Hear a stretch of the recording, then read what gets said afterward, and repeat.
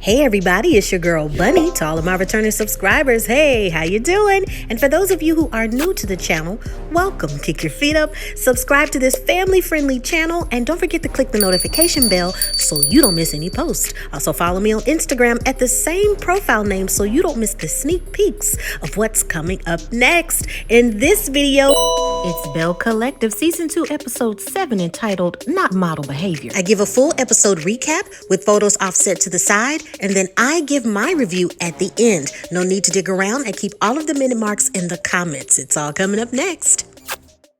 We pick up right where we left off. Tisha and Akisha going at it. The explicits go back and forth. Akisha calling Tisha's brunches whack, and Tisha reiterating that she's at the table that she begged to be on. Akisha says to production that my grandfather left me generational wealth, while hers left her a story. She's mad at me clearly because of some other deep-rooted issues, not associated with me. When Tisha screams that Akisha has called everyone ugly except for Tambra, Akisha says that she never said that. Tisha says that Tambra told us that's exactly what you said. But Akisha clarifies if Tambra told you ladies that, then Tambra is a damn liar. Tisha even gets Marie on the phone to vouch for the stuff that Tambra has been saying. Marie confirms that Tambra told her that Akisha said the other ladies were ugly. Now Akisha is giving Tambra the evil eye. Tambra defends herself, saying to the ladies at the table that Marie, why exact words were, Akisha can be very blunt and she can be shady. When Akisha called me, she wanted to know what was up with Fair Street and that there were no more cute girls in Jackson. Akisha says to everyone that you can believe what you want to believe, but I never said that. Akisha says to production that it's very evident that Tambra is lying. I thought that Tambra and I were cool, and now I'm upset because clearly she's telling the ladies something else totally different. Tisha says that she had no bad blood with Akisha, and Akisha agrees. It's evident that Tambra is the source of the beef. Tambra tries to explain herself again, that Akisha would not own up to what she said. Tambra thought Akisha was just playing when she made those unflattering remarks about the other ladies. But Akisha points out, if you thought that I was playing, why would you say something like that with the other ladies? At that point, Tambra slams her hand on the table saying, that's what you said. Sogucci says to production that Tambra is the reason for all the commotion, and she called this sistervention because maybe she knows she messed up. All of her mess is now backfiring in her face. Latrice breaks up the commotion between Tambra and Akisha because now they're standing face to face in fighter's position. Once everything settles down, Tambra says, ladies, if I didn't like Akisha, then I would just say that. Tisha calls out the BS. She says, come on, Tambra, please. We have proof from Marie that she wanted to start a text chain between all of the ladies, but Tambra refused to be involved in a text chat with Akisha. Marie says to production that I don't know why Tambra is acting like she likes Akisha. She was very clear to me that I don't want to be in a group text with her. It's obvious that there's a problem before everything, and the ladies have nothing to do with it. Latrice says to production that this is my final sister intervention. Either people go back and forth about what they didn't say, or they're going to fight. The ladies need to try to move forward, and they called out Tambra as the common denominator to all the riff. Tisha apologizes to Akisha for coming at her in a way that gave negative vibes. It's all based on certain things Tambra told them about her. Akisha receives the apology and wants to put the plate mess to rest. Akisha says to production that now it all makes sense, that the ladies felt some type of way about me because of the things that Tambra was telling them. They say that they're moving forward, but I have my eye on everyone. Latrice meets with Sogucci to view some more real estate for her Goddess Links company. The property is historic, built in 1929. Therefore, certain areas cannot be remodeled. Unfortunately, Latrice wants to be able to put her own spin when it comes to remodeling. Though it's very beautiful, her goals are to have a current location and develop all shopping areas, providing affordable leasing options. This will give the money back to the community and help people feel like they aren't being discriminated against and are receiving fair leasing prices. They've got to be more transparent, and the ladies take a moment to chill out, discussing the hardships of blended families. It's difficult, but things eventually work themselves out. Also, Cliff wants Latrice to be this housewife and for her even to have a baby. Latrice is considering motherhood, but just not now.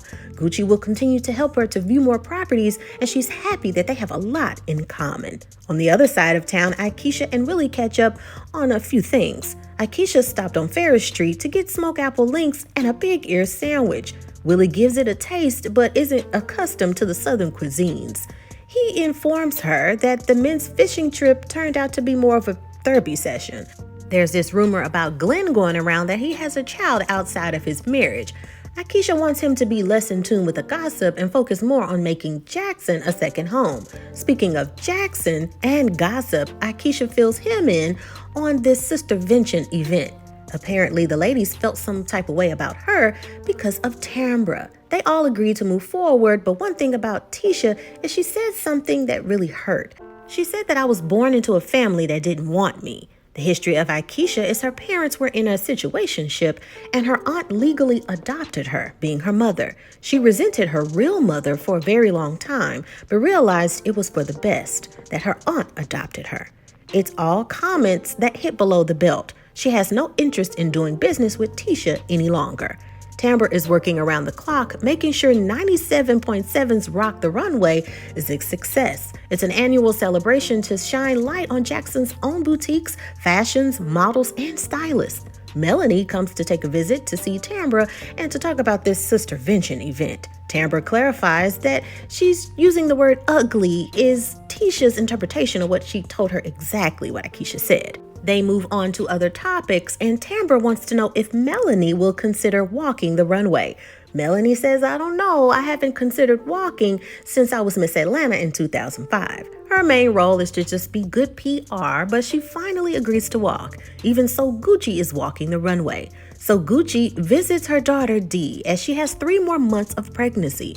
Gucci says to production that their other daughters have been going to school and enjoying their lives, but Dee is afraid of this so-called thing called life. They support her and will be there if she falls, but she needs a little push out of the nest. JJ's daughters, Sanjay, Star, and Sky come over to visit. Their sisterhood is not as close as it used to be. Gucci points out that when they were little, they all got along just fine, but as they got older, tension started to brew. JJ agrees that they're all family and they can only go off of what the ladies tell them. Dee says to production that when my mom met JJ, the attention from her and her brother shifted to all of JJ's kids. It was hard for my mom to make everything comfortable, but she wanted everyone to be happy. But me and my siblings suffered from it. Sanjay likes the idea to talk as a family. There's been side conversations here and there, but not collectively. Dee shares that childhood experiences, she felt bullied, and there was even comments about her skin tone. Sanjay and the other girls feel like Dee is saying all of that, and whatever she's feeling is all in her head. Issues about her complexion and that they bullied her is just not true. They've always wanted to be close with her and to build a relationship, but Dee was always distant. Dee says to production that they're making me out to be the bad guy, as if I'm making this all up in my head. If I act a certain way, it's because of them. But Sanjay and the twins say if anybody got bullied, it was coming from Dee. They never accepted her dad. Gucci says to production that she emotionally understands the frustration from everyone's point of view. Her own mother died when she was 6 years old and her father remarried. She was mad at the world and her dad. All Sophia wanted was her mom back. They probably all felt the same way. They all realized that this conversation should have happened a long time ago. It's been many years of hurt and no one said anything. Gucci points out that it took courage for everyone to say what they said today. The process of healing has to begin. The issues will go away with time, not overnight, but at least they've started in the right direction. She wants all of the girls to develop a natural connection and not force anything. Dee feels like the burden and everything has been lifted off of her chest, and she finally got to say what she needed to say. JJ adds that it's important that everyone realizes that we've got to come together as family. Dee is close to giving birth, and the family all needs to work on positive environments and love and support for the baby. Now it's time for Jackson's biggest fashion show, 97.7's Rock the Runway. Tisha supports the event, and it's for charity, so she appears with Glenn, but in no way are they back together. It's just a truce for now. Latrice says to production that she's shocked to see Tisha and Glenn together, especially the way he's been acting. Akisha is excited for her first attendance of Rock the Runway. It's a huge event in Jackson. She's supportive of the event, but not Tambra Cherie. The show begins and there are over 50 models, and everyone at 97.7 are graduates of Jackson State University. So it's only right that Jackson State perform at their fashion show halftime show. It's something they made up, but it's something new and different. Melanie hits the stage and all of the fellas enjoy every moment. When Gucci hits the stage, JJ throws cash and follows her down the walkway. Tambra says to production, I guess JJ thought he was at a strip club, but okay. As the show comes to a close, Damon gives Tambra flowers, and Latrice wonders if he is about to propose, but Damon is just giving her flowers. Tambra says to production that I thought he was going to propose, but the flowers were sweet. After the show, everyone takes a breather with drinks and small talk. Damon is even surprised to see Akisha, greeting her by saying, "Oh, how the F you doing?" She hasn't seen Damon in over 20 years. When Tisha is ready to leave, she says that she's glad Glenn got to meet Damon, but Damon says there's no Damon, just Greedy. Tisha says, well, I met Greedy, not Damon, and pulls Damon to the side to talk. She wants to get to the root of what's going on with him and Tisha.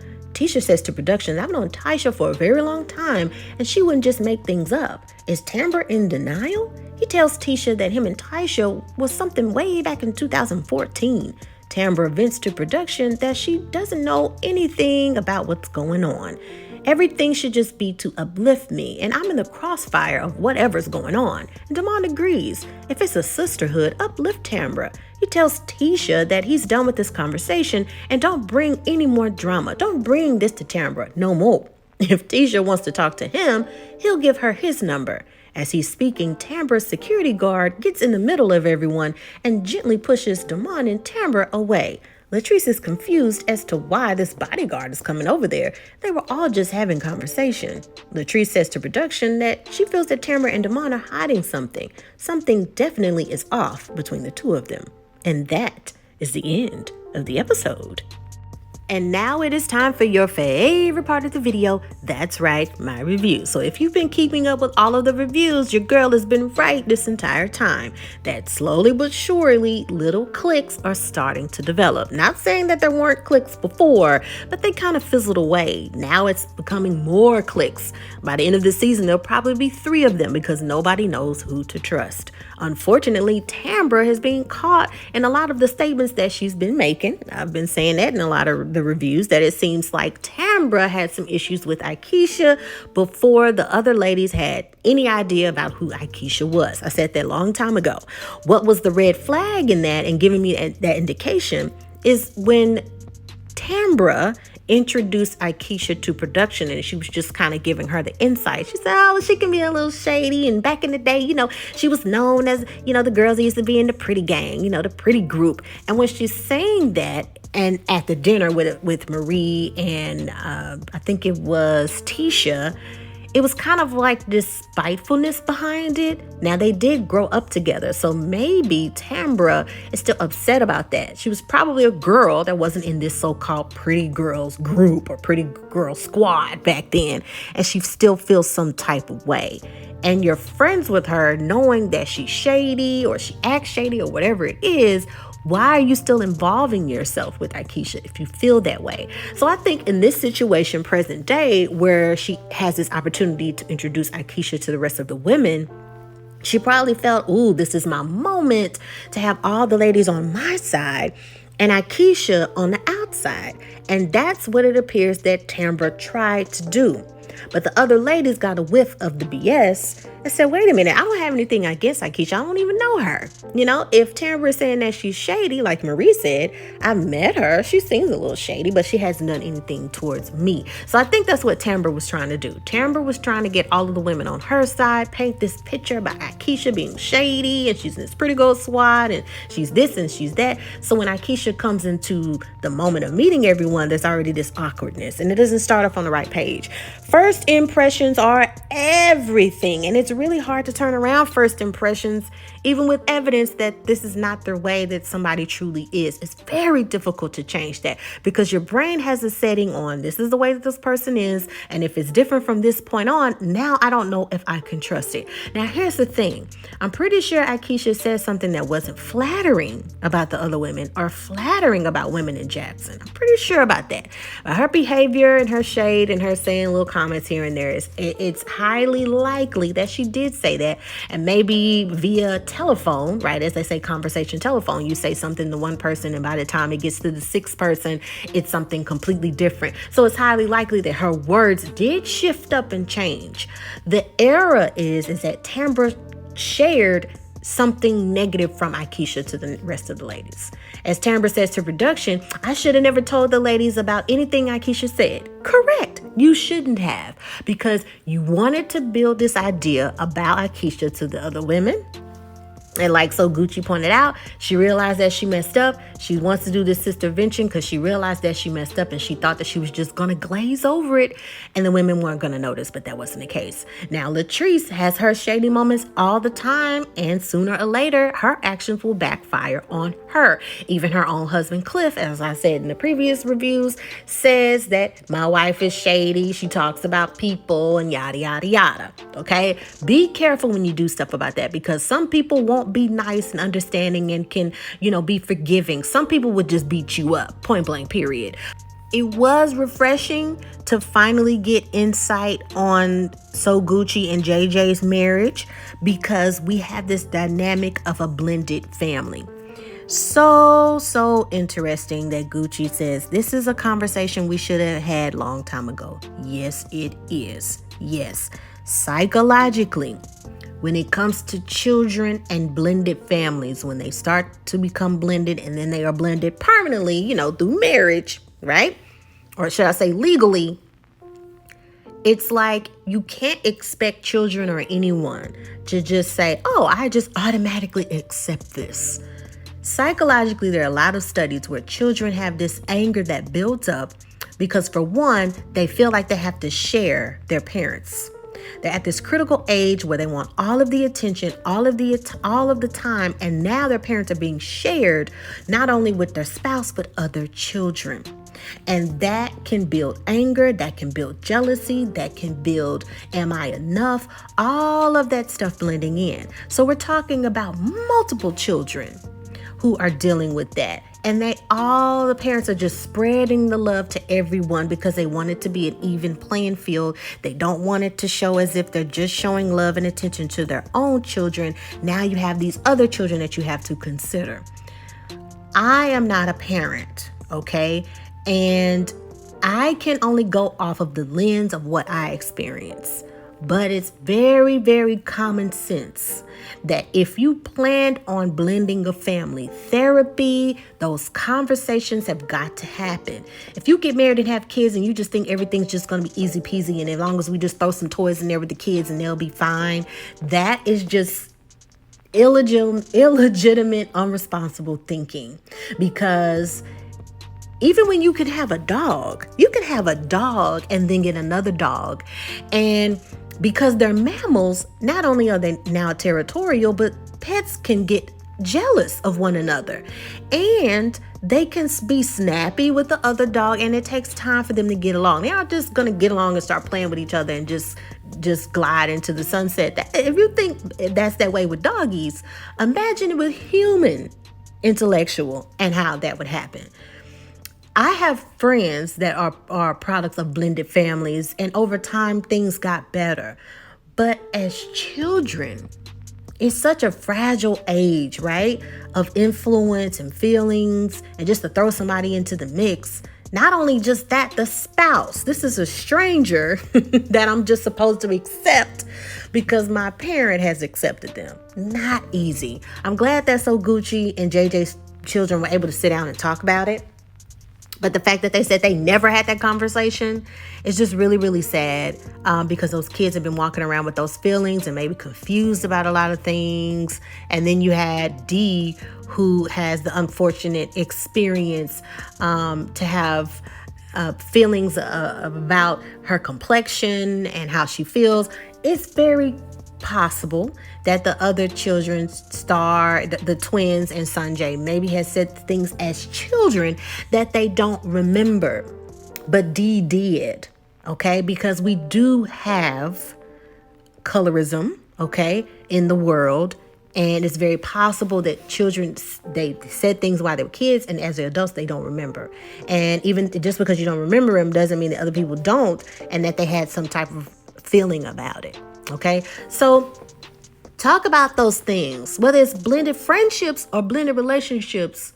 You've got to have those conversations. I thought that was great to see that in this episode, because when you see things like that on TV, I hope that it encourages other families who watch it to say, oh, you know what? We need to have this conversation.